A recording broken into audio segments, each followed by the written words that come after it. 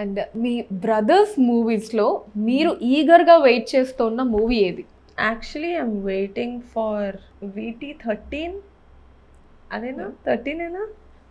Yeah, okay. My brothers Varun's 13 because అది ఏది release అయింది అసలు? ఎస్, ఫ్లైట్ అది రిలీజ్ చేశారా? I don't want to say something that is not out yet, but yeah, I know the story of it and I love it, so I'm waiting for it. And కొన్ని మా అన్న BTS చూసాను, he looks very good, so I want to see the movie. Nice. And ఇప్పుడైనా as sister అయినందుకు ఇది కదా advantage అని అనిపించిన సిచ్యువేషన్స్ ఏంటి వరుణ్ తేజ్ గారితో? తీసుకునే ఉంటారు నాకు తెలిసి నిహారిక గారు చాలా అడ్వాంటేజెస్ అని నేను అనుకుంటున్నాను. తీసుకునే ఉంటానా? లేదు, నేను అంత. ఓ వావ్.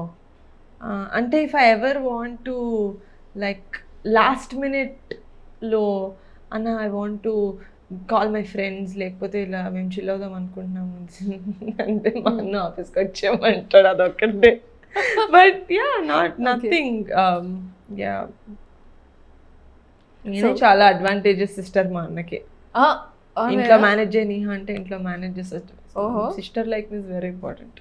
గ్రేట్. చెప్పేసానని చెప్పేసారు. No, I am good sister. Okay, fine.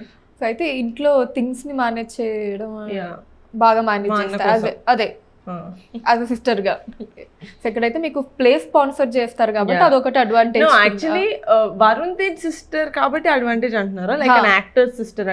Varun Tej గారి సిస్టర్. ఓ, వరుణ్ తేజ్ గారి సిస్టర్ అంటే వెన్ హీ సేస్ నానా నీహా కరెక్ట్, లైక్ దాన్ని అది చేయనిచ్చా అంటే మా నాన్న వెంటనే ఓకే సర్లే వాడు ఓకే అంటాడు కదా అని చెప్పి సో వెన్ ఎవర్ అది కూడా. కానీ మా అన్నని ఫస్ట్ కన్విన్స్ చేయాలి, దానికి ఈజీగా కన్విన్స్ అవ్వడు.